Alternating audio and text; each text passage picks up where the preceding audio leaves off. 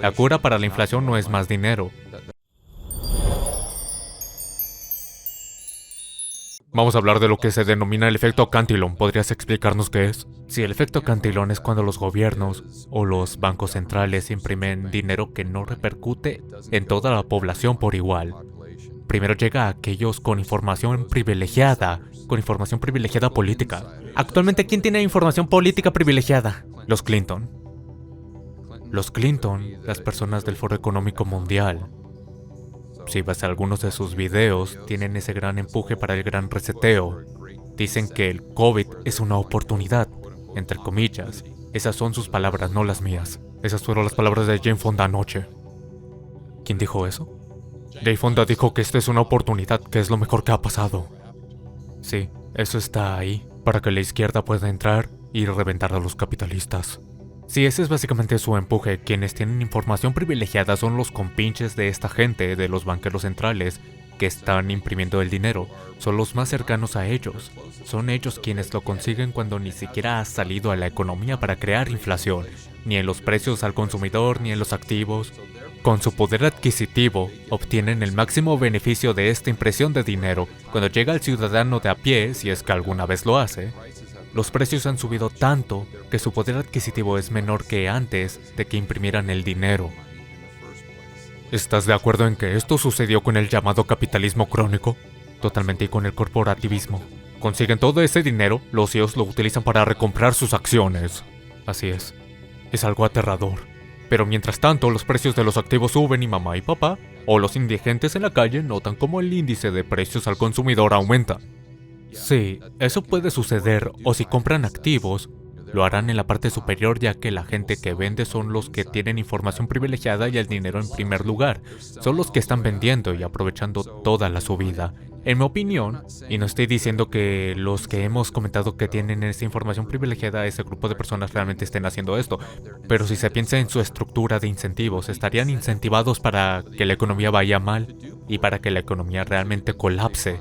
Estarían incentivados para promover cosas como los tipos de interés negativos, por lo que eso hace que se destruya el sistema bancario o la economía. Cuanto más se destruya la economía, más dinero imprimirán los bancos centrales. Por lo tanto, más se enriquecerán los que tienen esa información privilegiada.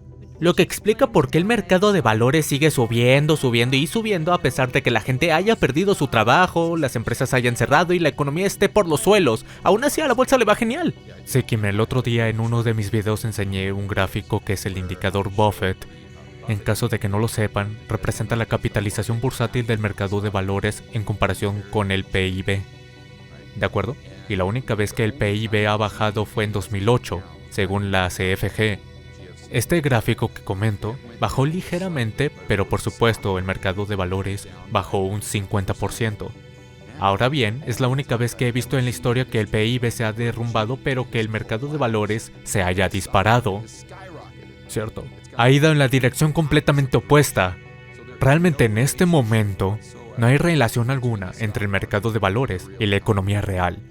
Me gusta esto, es un gran momento, hombre. De todos modos, una pregunta rápida. ¿Por qué Buffett vendió sus acciones bancarias? Jerry Rickards tuvo una entrevista con él y esa fue mi pregunta. ¿Por qué está comprando oro? ¿Por qué está vendiendo acciones bancarias? Bueno, si realmente queremos entrar en esa madriguera de conejo, si nos fijamos en lo que estábamos comentando sobre el efecto Cantillon, y si el que las élites mundiales están tratando de destruir el sistema bancario empujando las tasas de interés negativas, obviamente Buffett no va a querer tener nada que ver con eso. ¿Cuál crees que será el futuro de la banca? Bueno, creo que existe un mundo entero de probabilidades, no hay certezas, pero creo que una probabilidad podría ser si empiezan a prohibir el dinero en efectivo, que creo que lo harán. Entonces, si nos fijamos en la ley bancaria, que básicamente es que todos tengamos cuentas en la Reserva Federal, si todos nosotros, el pueblo, tenemos cuentas con la Reserva Federal, entonces realmente no hay necesidad del sistema bancario. No habría un sistema bancario, solo habría un banco central, ahí lo tenemos. Y si lo llevamos a su conclusión lógica, si la Reserva Federal tiene un balance en el que básicamente puede recortar infinitamente, esto significa que si la Reserva Federal te presta dinero y no lo devuelves, no importa. No tienen pérdidas y ganancias, por lo que podrían empezar a distribuir el dinero. Para correlacionarlo con el efecto Cantillon, podrían empezar a distribuirlo no a quienes quisieran, sino a como quisieran. Por lo tanto, en lugar de darte una hipoteca basándose en tu puntuación de crédito o en tu capacidad para devolver el préstamo, podrían hacerlo basándose en tu puntuación social. Por lo que... ¿Te has puesto la mascarilla hoy? ¿Te has vacunado? Exacto. ¿Cruzaste la calle? ¿Mugiste? Estoy jodida. Lo tienes. Me voy a tener que esconder. Sigamos, están hablando de un criptodólar.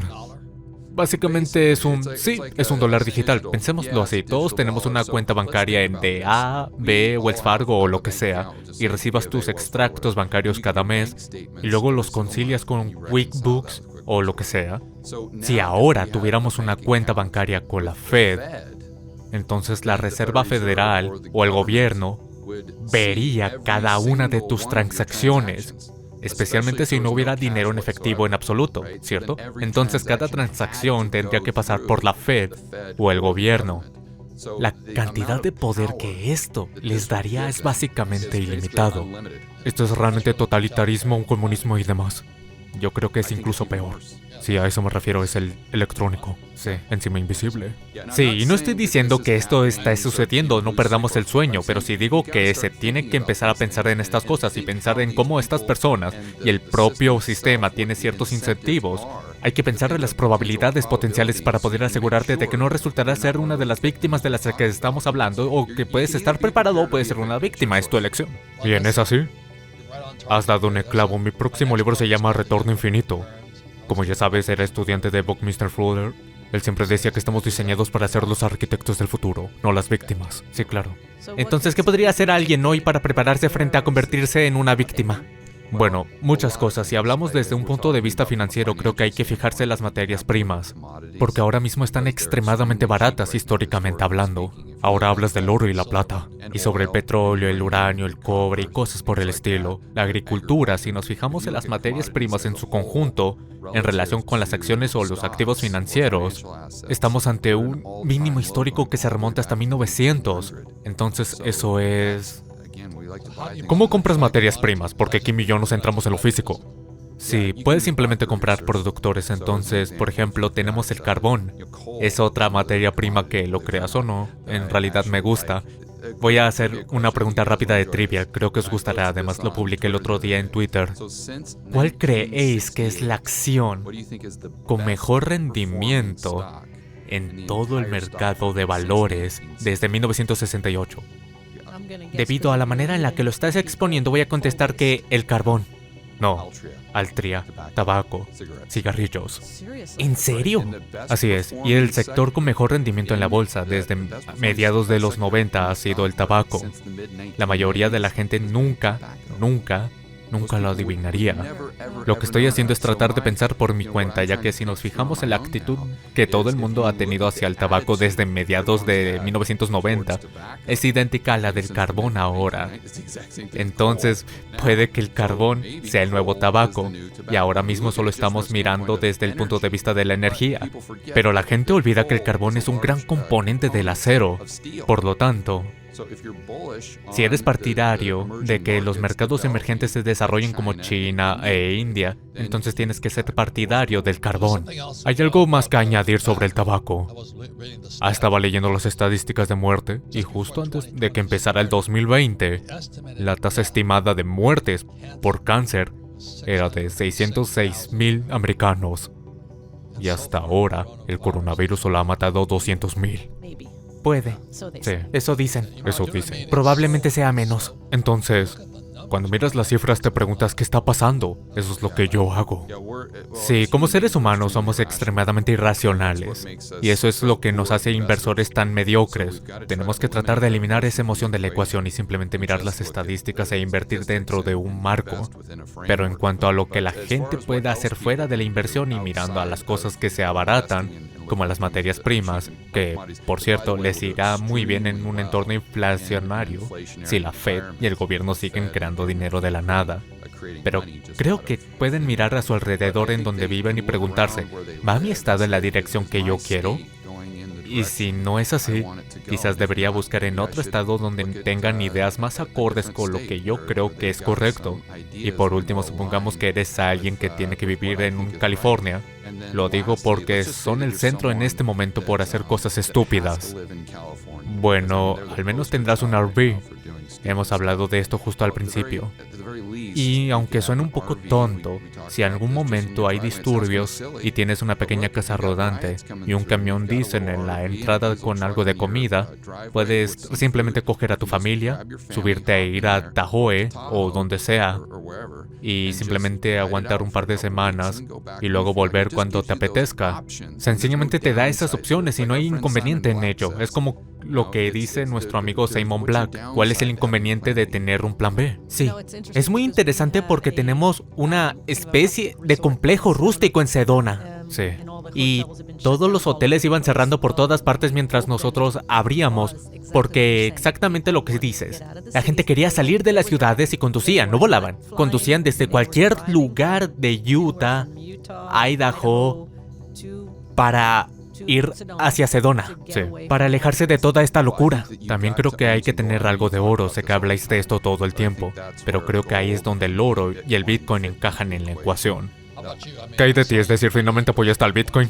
No realmente. Bueno, saltaste por encima de ello. Sí, bueno, yo simplemente los veo como dos claves de activos completamente separados con dos propósitos diferentes. Creo que el oro está ahí como una póliza de seguro para proteger tu poder adquisitivo. Siempre digo que si compras oro no es para hacerte rico, sino para mantenerte rico. Y el Bitcoin es más una especulación, tienes algo de asimetría, probablemente mucho más al alza que al baja.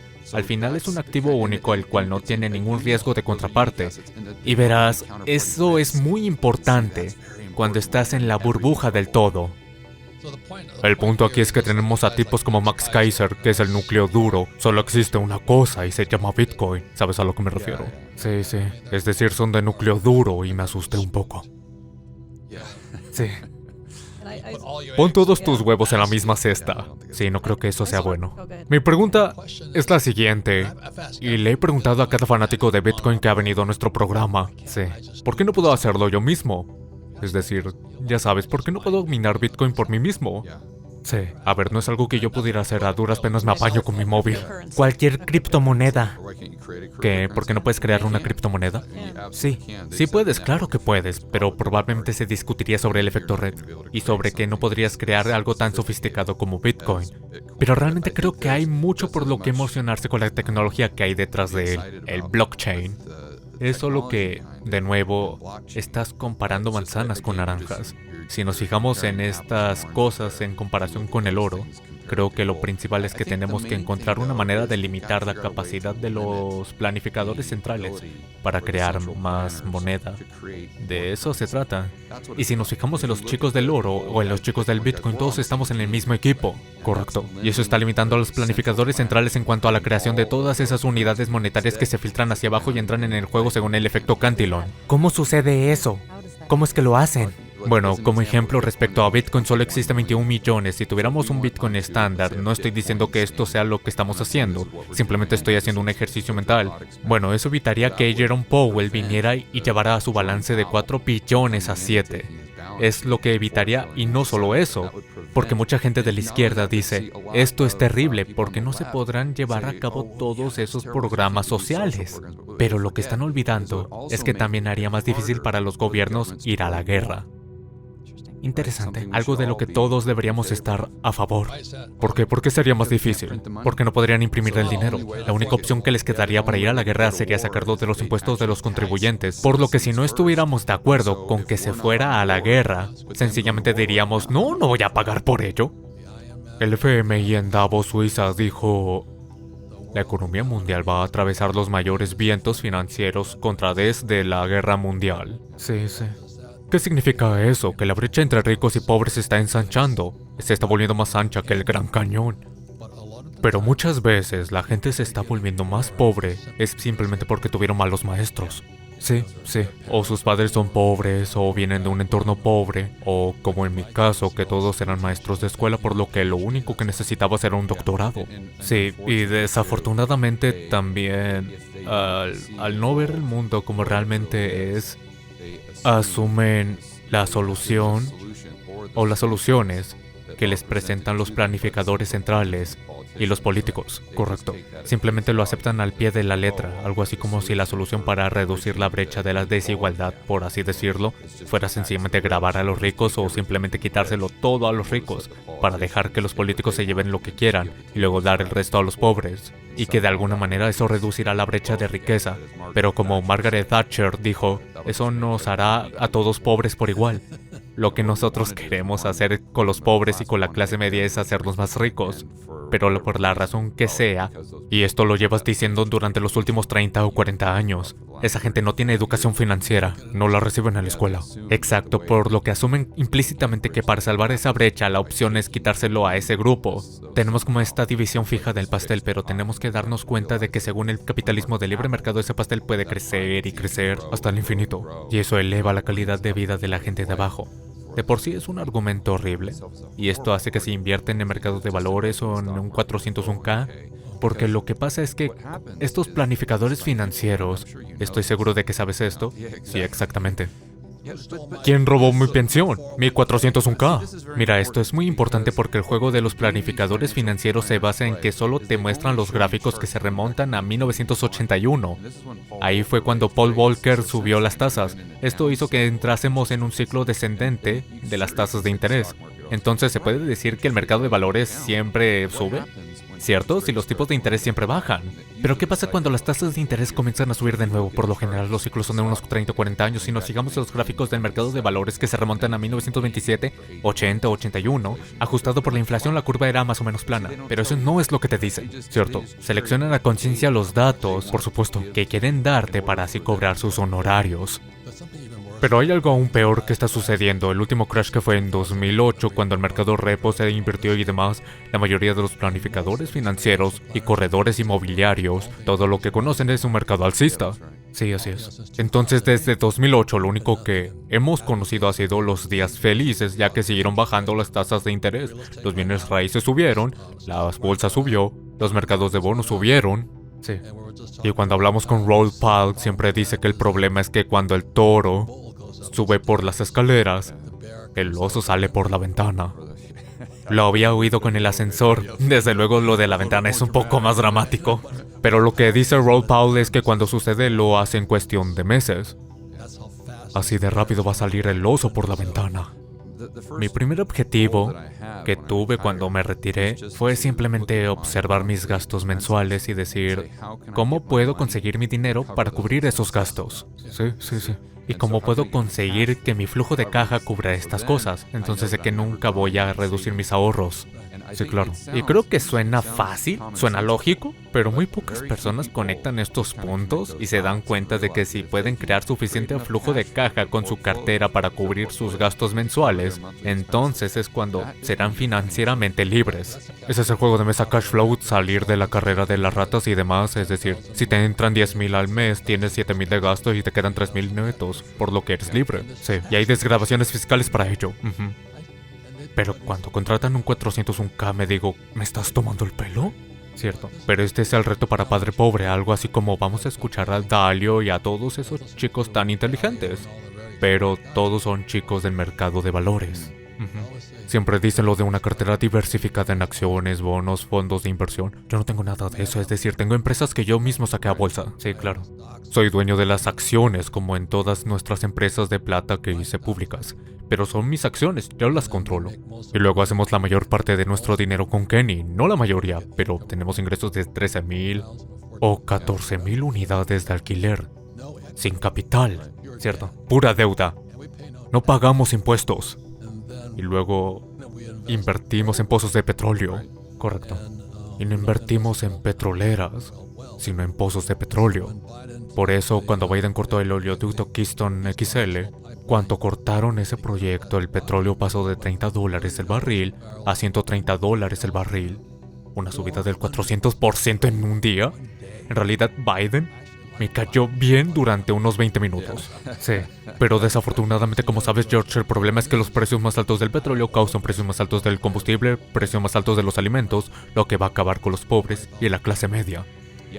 Sí, porque son las personas que se ven desproporcionadamente afectadas porque un mayor porcentaje de sus ingresos se destina a esas cosas que suben de precio. Y quieren grabar a los ricos, pero hay muy pocos. Sí, lo que no hacen. Igual no pagamos impuestos. Sí, el problema con ese argumento, lo he escuchado mucho últimamente, lo he escuchado hasta en Davos. La cura para la inflación no es más dinero. Esa suele ser la causa de la inflación o la inflación de los precios al consumidor. La cura para la inflación de los precios al consumidor son más cosas. Sí, producir más. Hay que producir más cosas. Producir más petróleo, así de simple. Sí, en definitiva, si se graba a las personas que están produciendo, esto frustra el propósito, ya que probablemente los precios al consumidor se encarecerán. Espero que hayas disfrutado del vídeo. Asegúrate de darle al botón de suscribirte para ver más vídeos increíbles como este. Esto ha sido Mentes Brillantes. Gracias por vernos.